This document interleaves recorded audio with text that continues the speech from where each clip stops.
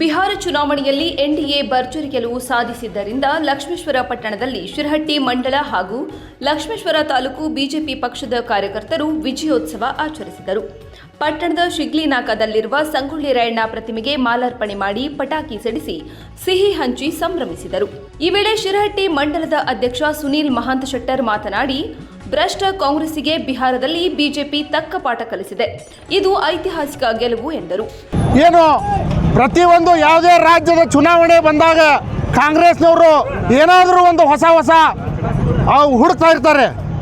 ಇಷ್ಟು ದಿವಸ ಏನು ಬಿಹಾರ ಚುನಾವಣೆ ಬಂದಾಗ ಓಟ್ ಚೋರಿ ಅನ್ನೋದು ಏನು ಹುಡುಕಿದ್ರು, ಆ ಓಟ್ ಚೋರಿ ಒಳಗೆ ಎಲ್ಲ ಸಂಪೂರ್ಣ ಸುಳ್ಳು ಮಾಹಿತಿಯನ್ನು ಕೊಟ್ಟು ಇವತ್ತು ಜನರನ್ನ ದಾರಿ ತಪ್ಪಿಸೋಕೆ ನೋಡಿದರು.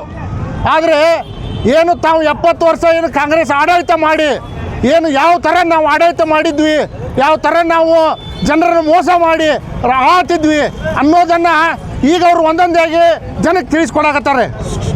ಅದಕ್ಕೆ ಜನ ಈಗ ಮೊದಲಿನಂಗಿಲ್ಲ, ಜನ ಎಲ್ಲ ವಿದ್ಯಾವಂತರಾಗಿದ್ದಾರೆ. ಯಾವುದು ಸರಿ ಯಾವುದು ತಪ್ಪು ಅಂತ ಎಲ್ಲ ಜನಕ್ಕೆ ಗೊತ್ತಾಗುತ್ತೆ. ಅದಕ್ಕಾಗಿ ದೇಶಕ್ಕಾಗಿ ಮೋದಿ ಏನು ಬಿಹಾರಕ್ಕಾಗಿ ನಿತೀಶ್ ಕುಮಾರ್ ಇದು ಬೇಕೇ ಬೇಕು. ದೇಶದ ಭದ್ರತೆಗಾಗಿ ಸನ್ಮಾನ್ಯ ಶ್ರೀ ಮೋದಿಯವರು ಗಟ್ಟಿಯಾಗಿ ದೇಶಕ್ಕೆ ಬೇಕೇ ಬೇಕು ಅನ್ನೋದು ಸಂದೇಶವನ್ನು ಇಡೀ ದೇಶಕ್ಕೆ ಅಲ್ಲ ಇಡೀ ಪ್ರಪಂಚಕ್ಕೆ ಇವತ್ತೇ ಕೊಟ್ಟಂಥ ನಮ್ಮ ಬಿಹಾರ ಜನತೆಗೆ ಹೃತ್ಪೂರ್ವಕವಾದಂಥ ಅಭಿನಂದನೆ ಸಲ್ಲಿಸ್ತಾ ಈ ದಿವಸ ಹೇಳಿ ಇವತ್ತು ಮಾತಾಡೋಕ್ಕೆ ಅನುಕೂಲ ಮಾಡಿಕೊಟ್ಟಂಥ ನಮ್ಮೆಲ್ಲ ಕಾರ್ಯಕರ್ತ ಬಂಧುಗಳಿಗೆ ವಂದಿಸಿ ನನ್ನ 2 ಮಾತನ್ನು ಮುಗಿಸ್ತಾ ಇದ್ದೀನಿ.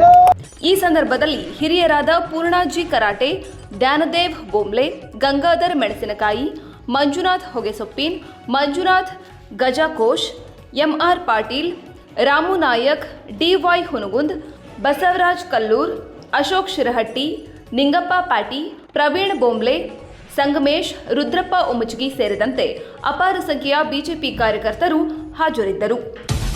ನೀವು ನೋಡ್ತಾ ಇದ್ದೀರಾ ಸ್ಟಾರ್ ಆಫ್ ಕರ್ನಾಟಕ ನ್ಯೂಸ್, ನೇರ ನುಡಿ ಸಮಾಜಮುಖಿ.